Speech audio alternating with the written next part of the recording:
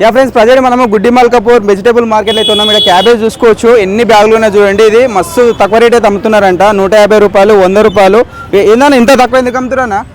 గిరాకులు లేవు, మొత్తం రైతులు ఎక్కువ పండించే వాళ్ళు ఎక్కువ అయిపోయినారా?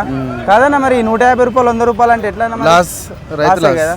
వాళ్ళకి ఏం రావు కదా, ఏం రాను ఉల్టా లాస్. కానీ పండించిన తీసుకురావాలి, తప్పదు. అలా తీసుకురావాలి. ఇది ఎన్ని నెలల పంటనా? ఇది 3 నెలలు. 3 నెలలు కష్టపడాలి.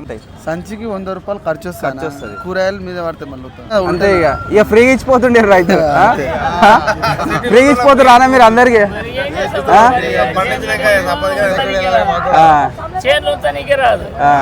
పాపం వీళ్ళ ముఖాలు చూడరు, అందరు రైతులే వీళ్ళు. డే అంతా కష్టపడతారు, డే అంతా కష్టపడి మళ్ళీ పొద్దుగాలే తెలంగాణ జర్నీ చేసి రావాలి. వీళ్ళకు గిట్టుబాటు కూడా అయితే పాపం, వీళ్ళ ముఖాలు చూడరు. మరి ఏమన్నా గిట్టుబాటు అయిందా? ఆనే ఉంది. ఇంకా 40 క్యాబేజ్ తెచ్చినా ఆనే ఉంది. క్యాబేజ్ కూడా ఆనే ఉంది. 100 రూపాయలు సంచి అంట. 100 రూపాయల సంచి కూడా ఎవడు వెళ్తాడు. నువ్వేం తెచ్చినవే? క్యాబేజ్. నువ్వు క్యాబేజేనా? అరే ఎందుకు పెట్టినారా నాయన అనిపిస్తుందా? కూలీల పైసల మీద పడే, మందులు మీరు చేసిన కష్టం అన్ని మీద పడి. ఇట్లయితే ఎట్లనే మరి ఎట్లా బతుకుతారే మళ్ళీ మీరు? ఎట్లా చేయాలో ఏమో అర్థం అవుతుంది. ఇక వేరే పని కూడా రాదు మీకు? ఇదేనా? వేరే పని రాదు. నైట్ 10 గంటలకు స్టార్ట్ అవుతారా? ఎన్ని గంటలకు స్టార్ట్ అవుతారు మార్కెట్ కి?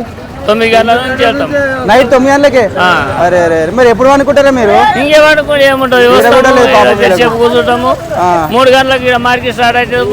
పోతుందేమో చూసుకో. జల్ది వస్తేనేమో పోతే అని ఆశతో వస్తారులే, వచ్చినా కానీ పోతలేవు. ఇప్పుడు ఇంటికి పోయేటాలు ఎంత టైం అవుతుంది? మళ్ళీ 2 అవుతుంది. ఇక మళ్ళీ పోయి తినేది పండు లేదే, మళ్ళీ పని చేయాలి. అది కుట్టుకొని తీసుకొని రావాలి.